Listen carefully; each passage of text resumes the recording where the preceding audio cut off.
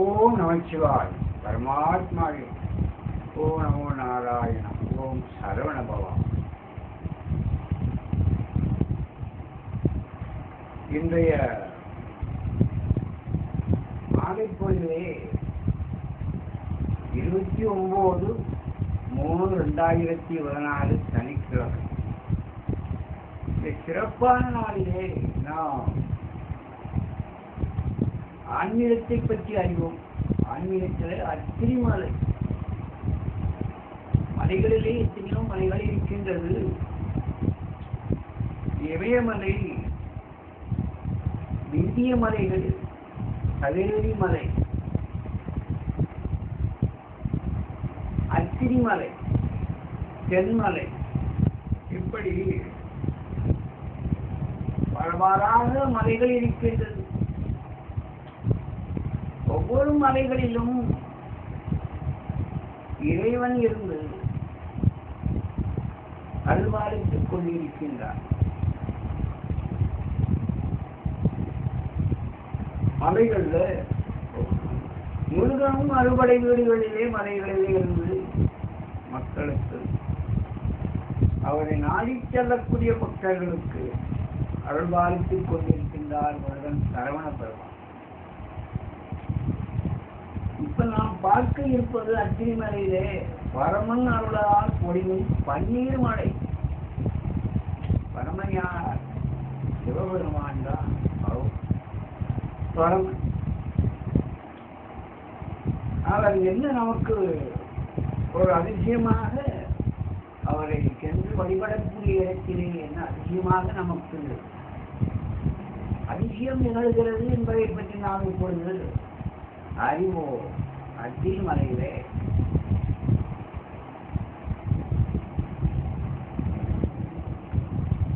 அகஸ்திய நாடி ஜோசியத்துல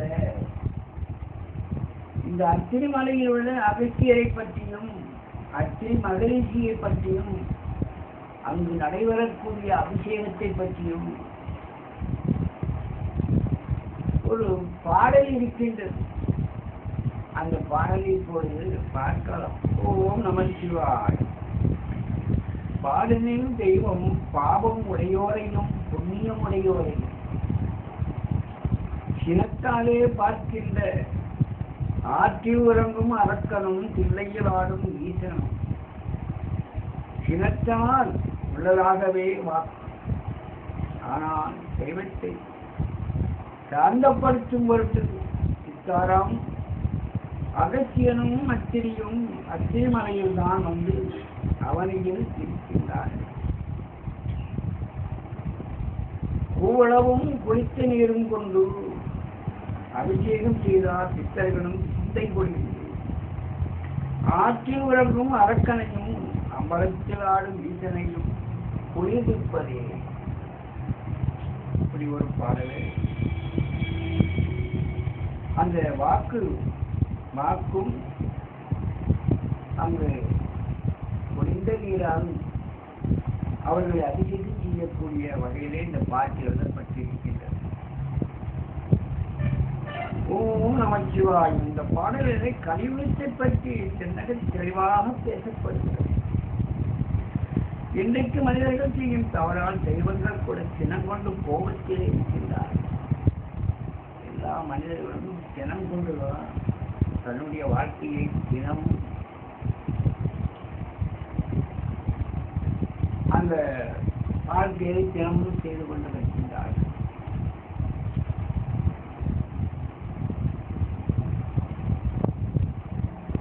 அந்த சினத்தினால்தான் கொடிய விபத்துகளும் மோசமான விளைவுகளும் ஏற்படுகின்றன.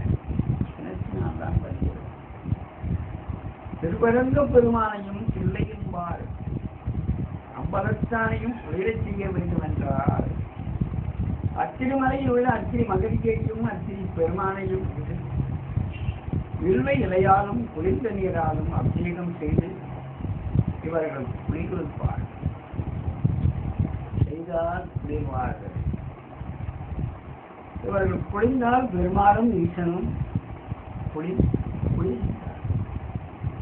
குளிர்ச்சியாக இருக்கின்றார். அவர்கள் குளிர்ச்சி அடைந்தால் இந்த உலகத்தில் அழிவு குறையும் என்கிறது நாய்க்கு பாருங்க. எப்பொழுதும் மொத்தமாக இருந்தால் கோபம் அடைகிறது. அந்த கோபத்தை குறைத்து குளிரை செய்தால் சாந்தமாகிவிடும். இவர்களுக்கு அபிஷேகம் செய்யுங்கள் என்று கூறாமல் கூறுகிறது நாய் ஜோசியம். அதனால் தான் பலர் இங்கோடு அபிஷேகம் செய்கிறார்கள், தியானமும் ஏற்படுகிறார்கள், தியானம் செய்கிறார்கள், இறைவரை காணலாம். ஓம் நமச்சிவாய். அகத்தியரும் மகரிஷியும் அங்கே அமர்ந்து தியானம் செய்வது சிறப்பாக இருக்கின்றது. 2 மகான்களின் சக்தியும் முன்புறமாக செல்கிறது. 2 மகான்களில் கிடைக்கக்கூடிய சக்தி நமக்கு முன்புறமாக என்று தவம் இருப்பவர்கள் தவம் ஏற்றுப்பவர்கள் உள்ளத்தில் அல்ல பல மாற்றங்கள் ஏற்படுவதைக் கண்டு உணர்கின்றார். அத்தியும் அகத்தியரும் மஞ்சளால், பன்னீரால், வெண்முடியால், இளநீரால், தேனா திருமஞ்சனம் மீது குளிர பக்தர்கள் அபிஷேகம் செய்கிறார்கள். பாருங்கள், பௌர்ணமியமாவாட்டை பிரதோஷம் ஞாயிற்றுக்கிழமை கடைசி வெள்ளிக்கிழமை தமிழ் மாத பிறப்பு உட்பட பல நாட்கள் அபிஷேகம் சிறப்பாக நடைபெறுகிறது. அபிஷேகம் இல்லாத ஒரு கோயில் இருக்கின்றதா? இன்று அபிஷேகம் செய்தால் அவர்கள் முக்கியம். விபத்திலிருந்து காத்துக்கொள்ளலாம் என்கின்றது அபிஷேகம். ஓம் நமச்சிவாய். சித்திர மாதத்திலே அவ்வளவு மழை மரங்கள் 2 உள்ளன. பன்னீர் மழை பொழியும் அதிசய மரங்கள் அவை. பன்னீர் மழை எங்கேயாவது பொழிவது நாம் பார்த்திருக்கின்றோம். இங்கே பொழிகிறது அதிசய மழை.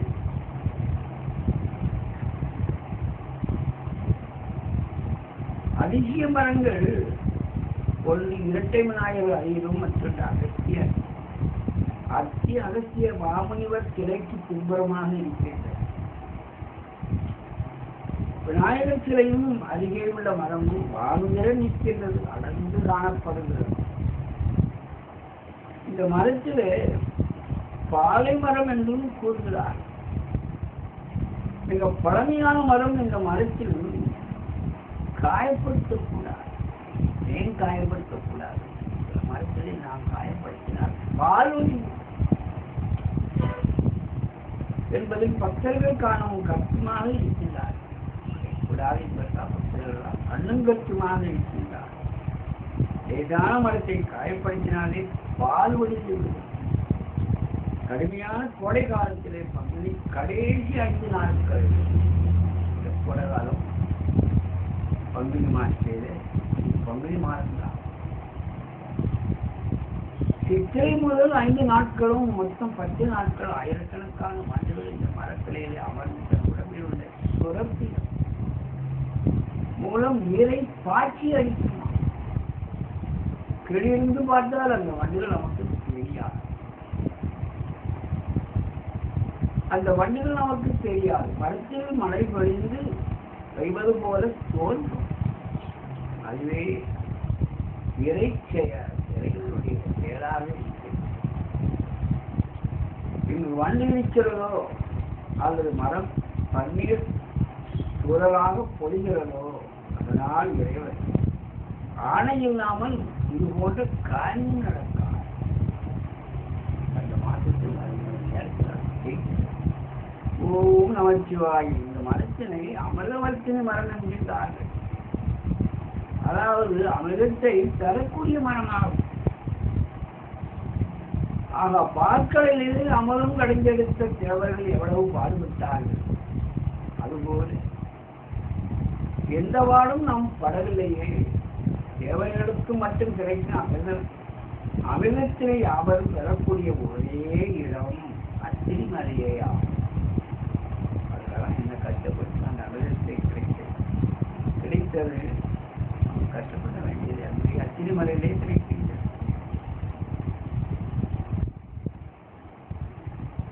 இது அமிர்தம் பன்னீர் மழையாக பொழிகிறது. இதற்காகவே பக்தர்கள் மரத்தினடியிலே காத்து கிடப்பார்கள். இந்த மழையை உணர முடியும்.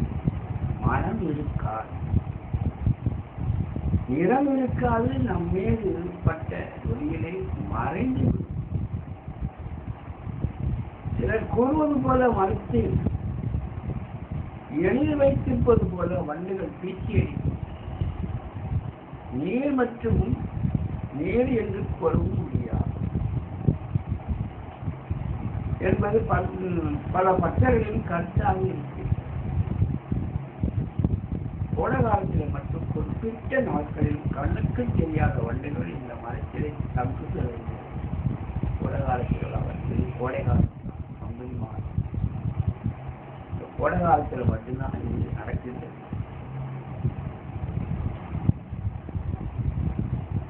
கோடை காலத்தில் மட்டும்தான் குறிப்பிட்ட நாட்களில் கண்ணுக்கு தெரியாத வண்டுகள் இந்த மரங்களில் தங்குகிறது என்றால் அது அதிசயமாக இருக்கிறது.